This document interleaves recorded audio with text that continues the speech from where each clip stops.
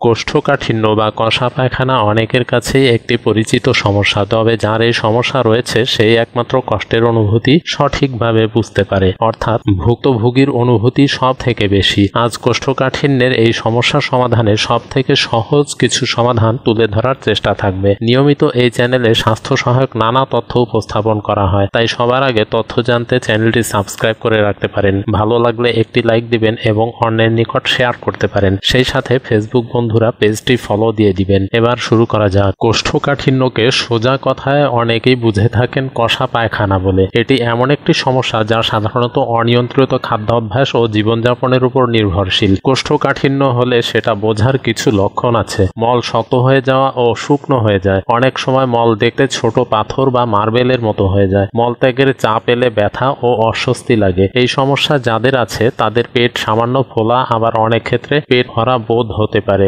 ফলে খিদে কমে যায়। টয়লেটে বসতেও সমস্যা হতে পারে। বায়ুপথে জ্বালাপোড়া থেকে ক্ষতের সৃষ্টি হতে পারে অনেক ক্ষেত্রেই। কোষ্ঠকাঠিন্য থেকে মুক্তি পেতে কিছু প্রাকৃতিক উপায়ের কথা আজকে আমরা তুলে ধরব, যেগুলি কোষ্ঠকাঠিন্য বা কষা পায়খানার সমস্যা কমাতে সাহায্য করতে পারে। যেমন অনেক ক্ষেত্রে দেখা যায় শরীর হাইড্রেট না থাকলে কোষ্ঠকাঠিন্যের সমস্যা দেখা দিতে পারে, অর্থাৎ পর্যাপ্ত পরিমাণে পানি পান করতে হবে। সেজন্য পর্যাপ্ত পরিমাণ পানি পানের পাশাপাশি তরল খাবার, পানি সমৃদ্ধ ফলমূল ও শাক সবজি খাদ্য তালিকায় রাখতে পারেন। এটি আপনার কষা পায়খানা দূরে অনেক বড় ভূমিকা রাখতে পারে, যা অনেকে অবহেলা করে থাকেন। আবার বিভিন্ন গবেষণায় দেখা গেছে নিয়মিত শারীরিক পরিশ্রম ও ব্যায়াম করলে হজম প্রক্রিয়া ঠিক থাকে, আর হজম ঠিক থাকলে এ সমস্যা থেকে মুক্তি মেলে। অর্থাৎ আপনার শারীরিক পরিশ্রম বা ব্যায়ামের অভাবে অনেকের ক্ষেত্রেই হজমের প্রক্রিয়াটি সঠিকভাবে নাও হতে পারে, এবং হজমের প্রক্রিয়া যদি সঠিকভাবে না হয় সেক্ষেত্রে আপনার কষা পায়খানা আরো বেড়ে যেতে পারে। তাই আমরা এ বিষয়ে অবশ্যই সতর্ক হব।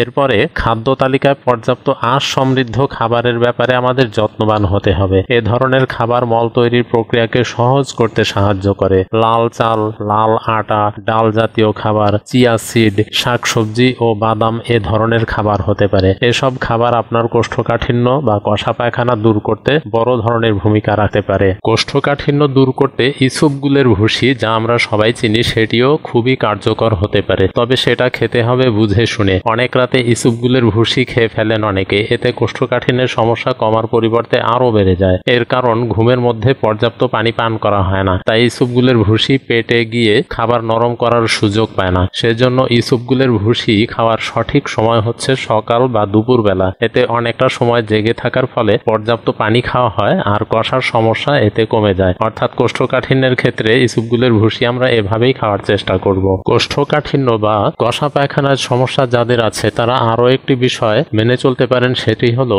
আপনি এই সময়ে কলা খাবেন প্রচুর পরিমাণে বা আপনার চাহিদা অনুসারে। কোষ্ঠকাঠিন্যর সমস্যার সমাধানে মহা ঔষধ বলতে পারেন এই কলাকে। কলাতে রয়েছে প্রচুর পরিমাণে ফাইবার, যা কোষ্ঠকাঠিন্য সমস্যা সমাধানে দারুণ কাজ করে থাকে। এতে থাকা পটাশিয়াম লার্জ ইন্টেস্টাইন এবং স্মল ইন্টেস্টাইন বা বৃহদান্ত ও ক্ষুদ্রান্তের কার্যক্ষমতা বাড়িয়ে হজম শক্তিকে আরো গতিশীল করে। তাই 3 বেলা খাওয়ার পরই একটি করে কলা খাওয়ার অভ্যাস আপনি করতে পারেন।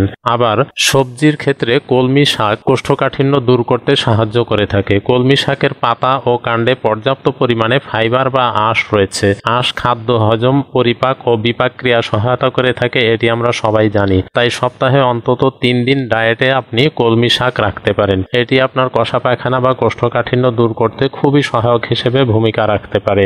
দর্শক, ভিডিওটি কেমন লাগলো কমেন্ট বক্সে জানাতে পারেন।